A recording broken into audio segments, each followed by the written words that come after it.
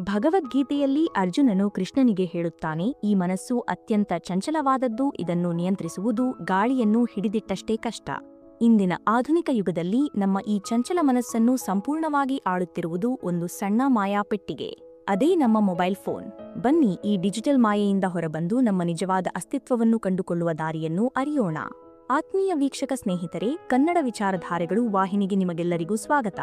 ನಾವು ನಿಮ್ಮ ಬದುಕಿಗೆ ದಾರಿದೀಪವಾಗುವ ಜೀವನ ಮೌಲ್ಯಗಳನ್ನು ಮತ್ತು ಆಧ್ಯಾತ್ಮಿಕ ಚಿಂತನೆಗಳನ್ನು ನಿಮ್ಮ ಮುಂದೆ ತರುತ್ತಿದ್ದೇವೆ.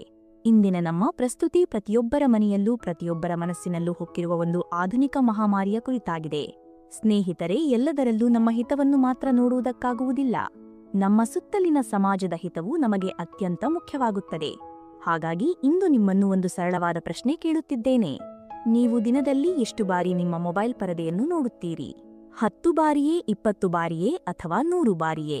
ನಿಮಗೆ ಆಶ್ಚರ್ಯವಾಗಬಹುದು. ಇತ್ತೀಚಿನ ಅಂಕಿಅಂಶಗಳ ಪ್ರಕಾರ ಒಬ್ಬ ಮನುಷ್ಯ ಸರಾಸರಿಯಾಗಿ ದಿನಕ್ಕೆ 2617 ಬಾರಿ ತನ್ನ ಮೊಬೈಲ್ ಪರದೆಯನ್ನು ಸ್ಪರ್ಶಿಸುತ್ತಾನೆ. ಬೆಳಿಗ್ಗಿನಿಂದ ರಾತ್ರಿಯವರೆಗೆ ಲೆಕ್ಕ ಹಾಕಿದರೆ ಪ್ರತಿ 5 ನಿಮಿಷಕ್ಕೊಮ್ಮೆ ನಮ್ಮ ಗಮನ ಆ ಚಂಚಲ ಡಬ್ಬಿಯ ಕಡೆಗೆ ಹೋಗುತ್ತಲೇ ಇರುತ್ತದೆ. ಭರತ ಭೂಮಿಯಲ್ಲಿ ಇಂದು ಒಬ್ಬ ವ್ಯಕ್ತಿ ಸರಾಸರಿ 7 ಗಂಟೆಗಳ ಕಾಲ ಮೊಬೈಲ್ ಪರದೆಯನ್ನು ನೋಡುತ್ತಾ ಕಾಲ ಕಳೆಯುತ್ತಿದ್ದಾನೆ. ದಿನದ 24 ಗಂಟೆಗಳಲ್ಲಿ 7 ಗಂಟೆಗಳ ಕಾಲ ಕೇವಲ ಪರದೆಯ ಮೇಲೆ ಕಳೆಯುವುದು ಕೇವಲ ಸಮಯದ ವ್ಯರ್ಥವಲ್ಲ, ಬದಲಾಗಿ ನಮ್ಮ ಮಿದುಳಿನ ರಾಸಾಯನಿಕ ಕ್ರಿಯೆಯನ್ನೇ ನಾಶ ಮಾಡುತ್ತಿರುವ ಅತಿ ಗಂಭೀರವಾದ ವ್ಯಸನ. ಗೀತೆಯಲ್ಲಿ ಶ್ರೀಕೃಷ್ಣನು ವ್ಯಾಮೋಹವೇ ಸರ್ವನಾಶಕ್ಕೆ ಕಾರಣ ಎಂದು ಹೇಳಿದ್ದಾನೆ. ಇಂದು ನಾವು ಈ ಡಿಜಿಟಲ್ ಮಾಯಾಜಾಲದ ವ್ಯಾಮೋಹದಲ್ಲಿ ಸಿಲುಕಿದ್ದೇವೆ. ನಾವು ಯಾಕೆ ಹೀಗೆ ಆಗುತ್ತಿದ್ದೇವೆ, ಈ ಡಿಜಿಟಲ್ ಜೈಲಿನಿಂದ ತಪ್ಪಿಸಿಕೊಳ್ಳುವುದು ಹೇಗೆ ಎಂಬುದನ್ನು ನಾವು ಅತ್ಯಂತ ಆಳವಾಗಿ ಅರ್ಥ ಮಾಡಿಕೊಳ್ಳಬೇಕಿದೆ. ಡೋಪಮೈನ್ ಎಂಬ ಹಾರ್ಮೋನ್ ನಮ್ಮನ್ನು ಈ ಮಾಯೆಗೆ ಸಿಲುಕಿಸಿದೆ. ಮೊಬೈಲ್ ಇಲ್ಲವೆಂದರೆ ನಮ್ಮೊಳಗೆ ಒಂದು ರೀತಿಯ ಭಯ ಶುರುವಾಗುತ್ತದೆ. ಅಯ್ಯೋ, ನನಗೆ ಬೇಸರವಾಗುತ್ತಿದೆ, ಅದಕ್ಕೆ ಮೊಬೈಲ್ ನೋಡುತ್ತೇನೆ ಎಂದು ಕೆಲವರು ಹೇಳಬಹುದು. ಆದರೆ ನಿಜವಾದ ಕಥೆ ಬೇರೆಯೇ ಇದೆ. ನಿಮಗೆ ನೀವೇ ಒಂದು ಸಣ್ಣ ಪರೀಕ್ಷೆ ಮಾಡಿಕೊಳ್ಳಿ. ಕೇವಲ 2 ದಿನ ನಿಮ್ಮ ಮೊಬೈಲ್ ಮುಟ್ಟದೆ ಅದನ್ನು ಒಂದು ಕಬೋರ್ಡ್ ಒಳಗೆ ಇಟ್ಟುಬಿಡಿ. ಮೊಬೈಲ್ ಇಲ್ಲದ ಆ ಜಗತ್ತನ್ನು ಊಹಿಸಿಕೊಳ್ಳಲು ನಿಮಗೆ ಸಾಧ್ಯವೇ? ಖಂಡಿತ ಕಷ್ಟ. ಏಕೆಂದರೆ ನಮ್ಮ ಮಿದುಳು ಈ ಮೊಬೈಲ್ ಫೋನ್ಗಳಿಗೆ ಅತಿಯಾಗಿ ದಾಸನಾಗಿ ಬಿಟ್ಟಿದೆ. ತಡೆದುಕೊಳ್ಳಲು ಸಾಧ್ಯವಾಗದ ಈ ಸ್ಥಿತಿಯನ್ನು ಆಧುನಿಕ ವಿಜ್ಞಾನವು ನೋಮೋಫೋಬಿಯಾ, ಅಂದರೆ ಮೊಬೈಲ್ ಇಲ್ಲದ ಭಯ ಎಂದು ಕರೆಯುತ್ತದೆ. ಕ್ಯಾಸಿನೋಗಳಲ್ಲಿ ಜೂಜಾಡುವಾಗ ಮನುಷ್ಯ ಹೇಗೆ ಯಂತ್ರದ ಹ್ಯಾಂಡಲ್ ಎಳೆಯುತ್ತಾನೋ ಹಾಗೆಯೇ ನಾವಿಂದು ಮೊಬೈಲ್ ಪರದೆಯನ್ನು ಕೆಳಗೆ ಎಳೆಯುತ್ತಿದ್ದೇವೆ. ಒಮ್ಮೆ ಹಣ ಬರುತ್ತದೆ, ಒಮ್ಮೆ ಬರುವುದಿಲ್ಲ. ಯಾವಾಗ ಬರುತ್ತದೆ ಎಂಬುದು ಯಾರಿಗೂ ಗೊತ್ತಿರುವುದಿಲ್ಲ. ಈ ಅನಿಶ್ಚಿತತೆಯನ್ನೇ ವಿಜ್ಞಾನದಲ್ಲಿ ವೇರಿಯಬಲ್ ರಿವಾರ್ಡ್ ಸ್ಕೆಡ್ಯೂಲ್ ಎಂದು ಕರೆಯುತ್ತಾರೆ. ನಿಮ್ಮ ಸ್ಮಾರ್ಟ್ಫೋನ್ ಕೂಡ ಇದೇ ಜೂಜಿನ ಯಂತ್ರದಂತೆ ಕೆಲಸ ಮಾಡುತ್ತದೆ. ನೀವು ಪರದೆಯನ್ನು ರಿಫ್ರೆಶ್ ಮಾಡಿದಾಗಲೆಲ್ಲ ಜೂಜುಕೋರನಂತೆ ವರ್ತಿಸುತ್ತೀರಿ. ಒಂದು ಬಾರಿ ವಿಡಿಯೋ ನೋಡಲು ಶುರು ಮಾಡಿದರೆ ತಾನಾಗಿಯೇ ಕುತೂಹಲ ಹೆಚ್ಚಾಗುತ್ತಾ ಹೋಗುತ್ತದೆ. ಅಲ್ಲಿ ನಿಮ್ಮನ್ನು ಹಿಡಿದಿಡುವ ಮಾಯಾಶಕ್ತಿ ಇದೆ. ಒಂದು ಸಂದೇಶ, ನಿಮ್ಮ ಫೋಟೋಗೆ 1 ಲೈಕ್, 1 ವಿಡಿಯೋ, ಅದಾದ ಮೇಲೆ ಇನ್ನೊಂದು, ಹೀಗೆ ಗಂಟೆಗಟ್ಟಲೆ ನಿಮ್ಮನ್ನು ಕಾಲಚಕ್ರದ ಸುಳಿಯಲ್ಲಿ ಬಂಧಿಸಿಡುತ್ತದೆ. ಆ ಅಪ್ಲಿಕೇಶನ್ ಒಳಗೆ ಮುಂದೆ ಏನಿರಬಹುದು ಎಂಬ ಕುತೂಹಲವೇ ನಿಮ್ಮನ್ನು ಹುಚ್ಚರನ್ನಾಗಿ ಮಾಡುತ್ತಿದೆ. ನಮ್ಮ ಮಿದುಳಿಗೆ ಇದು ದೊಡ್ಡ ಆನಂದವನ್ನು ನೀಡುತ್ತದೆ. ಪ್ರತಿ ಬಾರಿ ಫೋನ್ ಶಬ್ದ ಮಾಡಿದಾಗಲೂ ನಮ್ಮ ಮಿದುಳು ಲಾಟರಿ ಹೊಡೆಯಿತು ಎಂದು ಕಾಯುತ್ತಿರುತ್ತದೆ. ಒಂದು ವೇಳೆ ಫೋನ್ ನಿಮ್ಮ ಹತ್ತಿರ ಇಲ್ಲದೆ ಇದ್ದರೆ ಕೈ ನಡುಗಲು ಶುರುವಾಗುತ್ತದೆ. ಮದ್ಯಪಾನ ಬಿಟ್ಟಾಗ ಆಗುವಂತಹ ವಿಡ್ರಾವಲ್ ಸಿಂಪ್ಟಮ್ಸ್ ಅನುಭವಕ್ಕೆ ಬರುತ್ತದೆ. ಎದೆಬಡಿತ ಹೆಚ್ಚಾಗುತ್ತದೆ. ಜೀವನದ ಅತ್ಯಮೂಲ್ಯವಾದದ್ದೇನನ್ನೋ ಕಳೆದುಕೊಂಡಂತಹ ಭಾವನೆ ಆವರಿಸುತ್ತದೆ. ಆಗ ನಿಮ್ಮ ದೇಹದಲ್ಲಿ ಕಾರ್ಟಿಸೋಲ್ ಎಂಬ ಒತ್ತಡದ ಹಾರ್ಮೋನ್ ಬಿಡುಗಡೆಯಾಗುತ್ತದೆ. ಅಂದರೆ ಫೋನ್ ದೂರವಾದರೆ ನೆಮ್ಮದಿ ಸಿಗುವುದಿಲ್ಲ, ಬದಲಾಗಿ ಭಯ ಆವರಿಸುತ್ತದೆ. ಆಗ ಖುಷಿ ನೀಡುವ ಹಾರ್ಮೋನ್ ಬೇಕು ಎಂದು ಮಿದುಳು ಒತ್ತಾಯಿಸುತ್ತದೆ. ತಕ್ಷಣ ಫೋನ್ ಹುಡುಕು ಎಂದು ಮಿದುಳು ನಿಮಗೆ ಆಜ್ಞಾಪಿಸುತ್ತದೆ. ಹೀಗಾಗಿಯೇ ಪ್ರತಿದಿನ ಸಾವಿರಾರು ಬಾರಿ ನಾವು ಮೊಬೈಲ್ ನೋಡುತ್ತಿರುವುದು. ಈ ಹೊಸ ಯುಗದ ಮಾನಸಿಕ ಕಾಯಿಲೆಯಿಂದ ಹೊರಬರುವುದು ಹೇಗೆ, ಇದನ್ನು ನಿರ್ವಹಣೆ ಮಾಡುವುದು ಹೇಗೆ ಎಂಬುದನ್ನು ಈಗ ಅರಿಯೋಣ. ಮಹಾಭಾರತದಲ್ಲಿ ಪದ್ಮವ್ಯೂಹವನ್ನು ಭೇದಿಸಲು ಹೇಗೆ ರಹಸ್ಯ ಅಸ್ತ್ರಗಳ ಅಗತ್ಯವಿತ್ತೋ ಹಾಗೆಯೇ ಈ ಡಿಜಿಟಲ್ ವ್ಯೂಹವನ್ನು ಭೇದಿಸಲು ನಾವು 5 ಪ್ರಮುಖ ಅಸ್ತ್ರಗಳನ್ನು ಬಳಸಬೇಕಿದೆ. ಹಿಮಾಲಯಕ್ಕೆ ಹೋಗಿ ಸನ್ಯಾಸಿಯಾಗಲು ಸಾಧ್ಯವಿಲ್ಲ. ಇಂದಿನ ಕಾಲದಲ್ಲಿ ಫೋನ್ ಇಲ್ಲದೆ ಜೀವನ ನಡೆಸುವುದು ಕಷ್ಟದ ಕೆಲಸ. ವ್ಯವಹಾರಗಳಿಗೆ, ತುರ್ತು ಸಂಪರ್ಕಗಳಿಗೆ ಉಪಯುಕ್ತ ಮಾಹಿತಿಯನ್ನು ಪಡೆದು ಜ್ಞಾನ ವೃದ್ಧಿಸಿಕೊಳ್ಳಲು ಮೊಬೈಲ್ ಬೇಕೇ ಬೇಕು. ಆದರೆ ಅದಕ್ಕೆ ದಾಸರಾಗದೆ ಇರುವುದು ಹೇಗೆ ಎಂಬುದೇ ನಮ್ಮ ಗುರಿಯಾಗಬೇಕು. ಅಸ್ತ್ರ ನಂಬರ್ 1, ಟೆಕ್ ಫ್ರೀ ಸಮಯ. ಹಾರ್ವರ್ಡ್ ವಿಶ್ವವಿದ್ಯಾಲಯದ ತಜ್ಞರು ಇದರ ಬಗ್ಗೆ ಅದ್ಭುತವಾಗಿ ವಿವರಿಸಿದ್ದಾರೆ. ಕೆಲವರು ಮೊಬೈಲ್ ನೋಡದೆಯೇ ದಿನವನ್ನು ಪ್ರಾರಂಭಿಸಲು ಸಾಧ್ಯವೇ ಇಲ್ಲ ಎಂಬ ಬದುಕನ್ನು ಬದುಕುತ್ತಿರುತ್ತಾರೆ. ಅಂತವರು ಕೆಲವು ನಿಯಮಗಳನ್ನು ಪಾಲಿಸಲೇಬೇಕು. ಮೊಬೈಲ್ ಬಳಸುವುದನ್ನು ಮುಂದೂಡಬೇಕು. ಉದಾಹರಣೆಗೆ, ಬೆಳಿಗ್ಗೆ ಎದ್ದ ತಕ್ಷಣ ವಾಯುವಿಹಾರ, ಸ್ವಲ್ಪ ಹೊತ್ತು ಧ್ಯಾನ, ಪ್ರಾರ್ಥನೆ ಅಥವಾ ಮನೆಯವರಿಗೆ ಸಣ್ಣಪುಟ್ಟ ಕೆಲಸಗಳಲ್ಲಿ ಸಹಾಯ ಮಾಡುವುದು. ಇವೆಲ್ಲವನ್ನು ಮುಗಿಸಿ ಎದ್ದ 1 ಅಥವಾ 2 ಗಂಟೆಗಳ ನಂತರವೇ ಮೊಬೈಲ್ ನೋಡಬೇಕು. ಬೆಳಿಗ್ಗೆ ಎದ್ದ ತಕ್ಷಣ ಅಷ್ಟು ಸಮಯ ಬಿಡಲು ಆಗುವುದಿಲ್ಲ ಎಂದರೆ ಕನಿಷ್ಠ ಬೆಳಿಗ್ಗೆ ಬೇಗ ಏಳುವ ಅಭ್ಯಾಸ ಮಾಡಿಕೊಳ್ಳಿ. ನೀವು 5 ಅಥವಾ 6 ಗಂಟೆಗೆ ಎದ್ದರೆ 7-8 ಗಂಟೆಯವರೆಗೆ ಮೊಬೈಲ್ ಮುಟ್ಟದಿರಿ. ಆಗ ನಿಮ್ಮ ಮಿದುಳು ನಿಧಾನವಾಗಿ ಅದಕ್ಕೆ ಒಗ್ಗಿಕೊಳ್ಳುತ್ತದೆ. ಮೊಬೈಲ್ ಮಾತ್ರವೇ ಜೀವನವಲ್ಲ, ನಾನು ಎಷ್ಟು ಆರಾಮಾಗಿದ್ದೇನೆ, ಎಷ್ಟು ಕೆಲಸಗಳನ್ನು ಮುಗಿಸಿದೆ ಎಂಬ ನೆಮ್ಮದಿಯ ಭಾವನೆ ನಿಮ್ಮಲ್ಲಿ ಮೂಡುತ್ತದೆ. ಕೇವಲ 2 ವಾರಗಳ ಕಾಲ ಇದನ್ನು ಪಾಲಿಸಿದರೆ ಅದ್ಭುತ ಫಲಿತಾಂಶ ನಿಮ್ಮ ಕಣ್ಣೆದುರು ಇರುತ್ತದೆ. ಫೋನ್ ಪಕ್ಕದಲ್ಲೇ ಇದ್ದರೂ ಪದೇ ಪದೇ ಮುಟ್ಟಬೇಕು ಎಂಬ ಚಟ ದೂರವಾಗುತ್ತದೆ. ಇದರಿಂದ ನಿಮ್ಮ ಬದುಕಿನಲ್ಲಿ ಒಂದು ಮ್ಯಾಜಿಕ್ ನಡೆಯುತ್ತದೆ. ಬೆಳಿಗ್ಗೆ ವ್ಯರ್ಥ ಮಾಡುತ್ತಿದ್ದ ಆ 2 ಗಂಟೆಗಳ ಸಮಯದಲ್ಲಿಯೇ ನಿಮ್ಮ ದಿನದ ಎಲ್ಲಾ ಮುಖ್ಯ ಕೆಲಸಗಳನ್ನು ಯೋಜಿಸಿಕೊಳ್ಳಬಹುದು. ದಿನದ ಅತಿ ಮುಖ್ಯವಾದ 3 ಅಥವಾ 5 ಕೆಲಸಗಳನ್ನು ಪಟ್ಟಿ ಮಾಡಿಕೊಂಡು ಅವಾಗಲೇ ಮುಗಿಸಿಕೊಳ್ಳಲು ಪ್ರಯತ್ನಪಟ್ಟರೆ ನಿಮ್ಮ ದಿನವನ್ನು ನೀವು ಗೆದ್ದಂತೆಯೇ. ದಿನ ಶುರುವಾಗುವ ಮುನ್ನವೇ ಮುಖ್ಯ ಕೆಲಸಗಳನ್ನು ಮುಗಿಸಿಬಿಡುತ್ತೀರಿ. ನೀವು ಜೀವನದಲ್ಲಿ, ಉದ್ಯೋಗದಲ್ಲಿ, ಎಲ್ಲದರಲ್ಲೂ ಎತ್ತರಕ್ಕೆ ಬೆಳೆಯಲು ಶುರು ಮಾಡುತ್ತೀರಿ.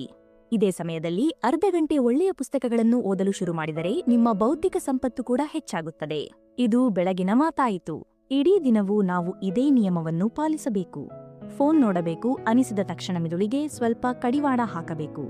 ಯಾಕೋ ಅಷ್ಟೊಂದು ಒತ್ತಾಯ ಮಾಡುತ್ತಿದ್ದೀಯಾ, ಸ್ವಲ್ಪ ತಡೆದುಕೋ ಎಂದು ಮನಸ್ಸಿಗೆ ಬುದ್ಧಿ ಹೇಳಬೇಕು. ಕೇವಲ 10 ನಿಮಿಷ ತಡೆದುಕೋ, ಆಮೇಲೆ ಫೋನ್ ಕೊಡುತ್ತೇನೆ ಎಂದು ಷರತ್ತು ವಿಧಿಸಿ. ಆ 10 ನಿಮಿಷದಲ್ಲಿ ಫೋನ್ ಮುಟ್ಟಲೇಬೇಕು ಎಂಬ ಚಟ ಸ್ವಲ್ಪ ಕಡಿಮೆಯಾಗಿರುತ್ತದೆ. ಹೀಗೆ ಮಾಡುತ್ತಾ ಹೋದರೆ ನಿಧಾನವಾಗಿ, ಅನಗತ್ಯವಾಗಿ ಫೋನ್ ತೆಗೆಯುವುದನ್ನು ನೀವು ಬಿಡುತ್ತೀರಿ.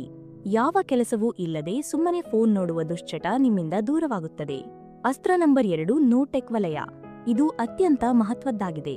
ಮೊಬೈಲ್ ನಮಗೆ ಎಷ್ಟೇ ಮುಖ್ಯವಾಗಿದ್ದರೂ ನಮ್ಮ ನಿದ್ದೆ ಮತ್ತು ಆರೋಗ್ಯಕ್ಕಿಂತ ದೊಡ್ಡದಲ್ಲ. ಮನೆಯಲ್ಲಿ ಕೆಲವು ಜಾಗಗಳನ್ನು ಫೋನ್ ಬಳಸದ ಜಾಗಗಳೆಂದು ನೀವು ಘೋಷಿಸಬೇಕು.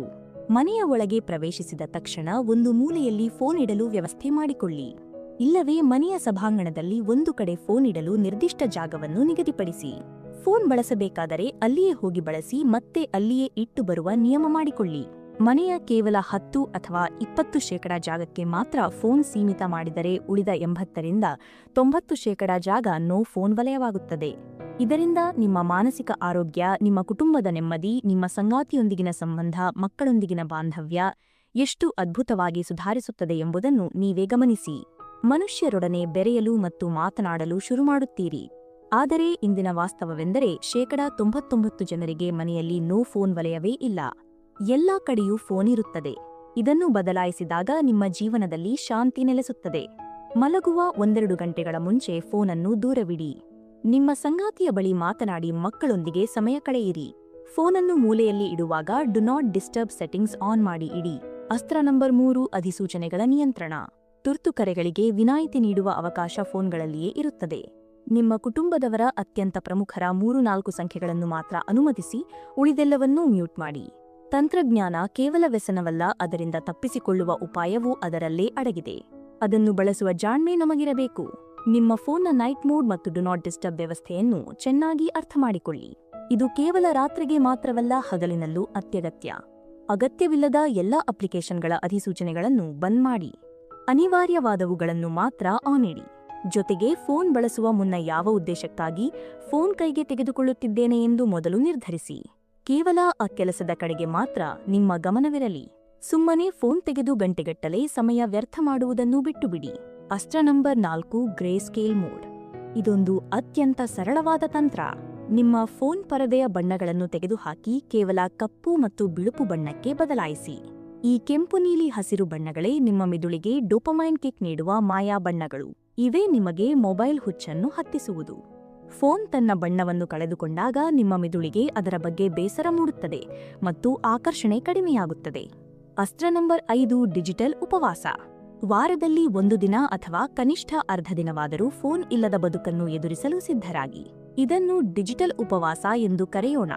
ಈ ಸಮಯದಲ್ಲಿ ಪ್ರಕೃತಿಯ ಮಡಿಲಿಗೆ ಹೋಗಿ ಸ್ನೇಹಿತರೊಂದಿಗೆ ಮಾತನಾಡಿ, ಯಾವುದಾದರೂ ಕ್ರೀಡೆಯಲ್ಲಿ ಪಾಲ್ಗೊಳ್ಳಿ. ಬದುಕಿನಲ್ಲಿ ಮೊಬೈಲ್ ಬಿಟ್ಟು ಬೇರೆ ಏನನ್ನಾದರೂ ಮಾಡಿ. ಬರೀ ಮೊಬೈಲ್ ನೋಡುತ್ತಲೇ ಇದ್ದರೆ ಮನುಷ್ಯನ ಭವಿಷ್ಯವೇನಾಗಬೇಕು, ಅವನ ಮಿದುಳಿನ ಶಕ್ತಿ ಏನಾಗಬೇಕು? ಕೆಲವರು ಹೇಳಬಹುದು, 2 ದಿನ ಪ್ರಯತ್ನ ಮಾಡಿದೆ, ಆದರೆ 3ನೇ ದಿನ ಮತ್ತೆ ಅದೇ ಹಳೆಯ ಚಟಕ್ಕೆ ಬಿದ್ದೆ ಎಂದು. ನಿಮಗೂ ಹಾಗೆ ಅನಿಸುತ್ತಿರಬಹುದು. ಆದರೆ ಜರ್ಮನಿಯ ವಿಜ್ಞಾನಿಗಳು ಮಾಡಿದ ಒಂದು ಅದ್ಭುತವಾದ ಅಧ್ಯಯನದ ಬಗ್ಗೆ ಕೇಳಿ. ವಿಜ್ಞಾನಿಗಳು 72 ಗಂಟೆಗಳ ಕಾಲ ಮೊಬೈಲ್ ಬಿಟ್ಟಿರಲು ಜನರಿಗೆ ಸೂಚಿಸಿದರು. ಆರಂಭದಲ್ಲಿ ಅವರಿಗೆ ವಿಪರೀತ ಕೋಪ ಬಂತು, ಗಮನ ಎಲ್ಲಿಯೂ ಕೇಂದ್ರೀಕೃತವಾಗುತ್ತಿರಲಿಲ್ಲ. ಮದ್ಯವ್ಯಸನಿಗೆ ಮದ್ಯ ಸಿಗದೇ ಇದ್ದಾಗ ಆಗುವಂತಹ ಒದ್ದಾಟ ಅವರಲ್ಲಿ ಕಂಡುಬಂತು. ಮೊದಲನೇ ದಿನ ತುಂಬಾ ಹಿಂಸೆಯಾಯಿತು. ಆದರೆ 2ನೇ ದಿನಕ್ಕೆ ಕಾಲಿಟ್ಟಾಗ ಫೋನ್ ನೋಡಲೇಬೇಕು ಎಂಬ ಒತ್ತಡ ಸ್ವಲ್ಪ ಕಡಿಮೆಯಾಯಿತು. ಅವರು ಬೇರೆ ಕಡೆ ಗಮನ ಹರಿಸಲು ಶುರು ಮಾಡಿದರು. 3ನೇ ದಿನದ ಅಂತ್ಯಕ್ಕೆ ಅವರ ಮಿದುಳನ್ನು ಸ್ಕ್ಯಾನ್ ಮಾಡಿದಾಗ ವಿಜ್ಞಾನಿಗಳೇ ಆಶ್ಚರ್ಯಚಕಿತರಾದರು. ಅವರ ಮಿದುಳಿನ ರಿವಾರ್ಡ್ ಪ್ರಾಸೆಸಿಂಗ್ ಜಾಗದಲ್ಲಿ ಚಟುವಟಿಕೆಗಳು ಸಹಜ ಸ್ಥಿತಿಗೆ ಬಂದಿದ್ದವು. ಆ ಹುಚ್ಚುತನ ಕಡಿಮೆಯಾಗಿತ್ತು ಮತ್ತು ಏಕಾಗ್ರತೆ ಮರಳಿ ಬಂದಿತ್ತು. ಅಂದರೆ ನಮ್ಮ ಮಿದುಳು ರಿಪೇರಿ ಆಗಲು ವರ್ಷಗಳೇನೂ ಬೇಕಾಗಿಲ್ಲ. ಕೇವಲ 3 ದಿನಗಳ ಡಿಜಿಟಲ್ ಉಪವಾಸ ಸಾಕು ಎಂದು ಆ ಅಧ್ಯಯನ ಸಾಬೀತುಪಡಿಸಿತು. ಜಗತ್ತಿಗೆ ಸ್ಮಾರ್ಟ್ಫೋನ್ ಪರಿಚಯಿಸಿದ ಜಾಗತಿಕ ಟೆಕ್ ದಿಗ್ಗಜರು ತಮ್ಮ ಸ್ವಂತ ಮಕ್ಕಳಿಗೆ ಇವುಗಳನ್ನು ಮುಟ್ಟಲು ಬಿಡುವುದಿಲ್ಲ ಎಂಬ ಸತ್ಯ ನಿಮಗೆ ಗೊತ್ತೇ? ಪ್ರಪಂಚಕ್ಕೆ ನವೀನ ತಂತ್ರಜ್ಞಾನವನ್ನು ಪರಿಚಯಿಸಿದ ಸ್ಟೀವ್ ಜಾಬ್ಸ್ ಅವರು ತಮ್ಮ ಮನೆಯಲ್ಲಿ ತಂತ್ರಜ್ಞಾನವನ್ನು ಇಂತಿಷ್ಟೇ ಬಳಸಬೇಕು ಎಂದು ಮಿತಿ ಹಾಕಿಕೊಂಡಿದ್ದರು. ಬಿಲ್ ಗೇಟ್ಸ್ ಅವರು ತಮ್ಮ ಮಕ್ಕಳಿಗೆ 14 ವರ್ಷ ತುಂಬುವವರೆಗೂ ಮೊಬೈಲ್ ಕೊಡಲಿಲ್ಲ. ಊಟದ ಮೇಜಿನ ಬಳಿ ಮೊಬೈಲ್ ತರುವಂತಿಲ್ಲ ಎಂಬುದು ಅವರ ಮನೆಯ ಕಟ್ಟುನಿಟ್ಟಿನ ನಿಯಮವಾಗಿತ್ತು. ಮಾರ್ಕ್ ಜುಕರ್ಬರ್ಗ್ ಕೂಡ ತಮ್ಮ ಮಕ್ಕಳ ಸ್ಕ್ರೀನ್ ಟೈಮ್ ಬಗ್ಗೆ ಅತ್ಯಂತ ಜಾಗರೂಕರಾಗಿರುತ್ತಾರೆ. ತಂತ್ರಜ್ಞಾನ ಕಂಪನಿಗಳ ಮಾಲೀಕರಿಗೆ ಚೆನ್ನಾಗಿ ಗೊತ್ತು ಈ ಮಾಯೆಯಿಂದ ತಮ್ಮ ಮಕ್ಕಳನ್ನು ಹೇಗೆ ರಕ್ಷಿಸಿಕೊಳ್ಳಬೇಕು ಎಂದು.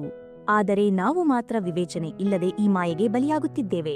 ಸ್ನೇಹಿತರೆ, ಅಂತಿಮವಾಗಿ ಹೇಳುವುದಿಷ್ಟೇ, ಕಳೆದುಹೋದ ಸಮಯ ಮತ್ತೆಂದೂ ಹಿಂತಿರುಗಿ ಬರುವುದಿಲ್ಲ. ನಿಮ್ಮ ಮಕ್ಕಳು ಬೆಳೆಯುವುದನ್ನು ನಿಮ್ಮ ತಂದೆ ತಾಯಿಯ ಮುಖದಲ್ಲಿ ಮೂಡುತ್ತಿರುವ ವಯಸ್ಸಿನ ಗೆರೆಗಳನ್ನು ಮತ್ತು ಸುಂದರವಾದ ಪ್ರಕೃತಿಯನ್ನು ಮೊಬೈಲ್ ಪರದೆಯ ಮೂಲಕ ನೋಡಬೇಡಿ. ಬದಲಾಗಿ ಕಣ್ಣಾರೆ ನೋಡಿ ಆನಂದಿಸಿ.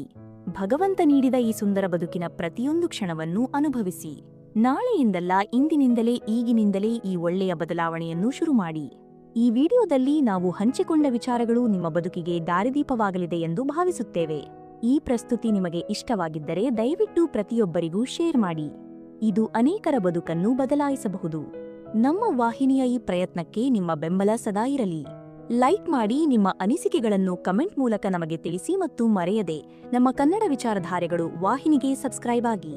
ಮುಂದಿನ ಸಂಚಿಕೆಯಲ್ಲಿ ಮತ್ತೊಂದು ಅದ್ಭುತ ವಿಷಯದೊಂದಿಗೆ ನಿಮ್ಮನ್ನು ಭೇಟಿಯಾಗುತ್ತೇನೆ. ಭಗವಂತನು ನಿಮ್ಮೆಲ್ಲರಿಗೂ ಆಯುರಾರೋಗ್ಯ ಮತ್ತು ನೆಮ್ಮದಿಯನ್ನು ಕರುಣಿಸಲಿ.